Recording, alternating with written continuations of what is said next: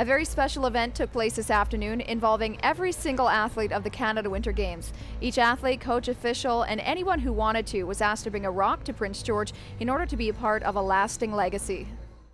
These are examples of the rocks going into the base of a new sculpture that will grace Games Plaza for years to come, some of them with more significance than others. Athletes and others from 800 different communities across the nation were asked to bring their own rock to be placed in the sculpture. Is there a way we could get rocks from all over the country, symbolizing each piece of the country, bring them here and make one land celebrating the traditional territory of the Lheidli? So we had a lot of discussion around what that would look like, how big the rocks would be. We're not artists, and so we had great discussions with the Community Arts Council about how we could do this. The sculpture has now been officially unveiled, and its creator, Clint George, says he was overwhelmed when he learned he was the successful artist. When I got the call stating that I actually was chosen for the project, I actually sat in my studio for a couple hours, and it was quite awesome. I was overwhelmed.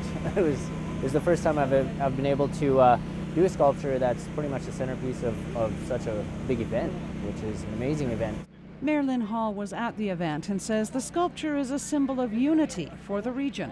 So we've really been working to build strong relationships with the Lheidli, and to me this is sort of the culmination of all of that work, the gathering of the rocks and all in one location, and that's what we're trying to do, and that's the kind of I think the kind of partnership that we're trying to develop with the Lheidli, and it's really coming along. Two rivers. Hall says the sculpture and all the rocks in it will in some way join the different athletes to the community in the region for years to come. Mike Davis says some of the athletes themselves have made it personal. The response has been great, and some provinces have actually even written stories about where the rocks have come from and why they chose those rocks.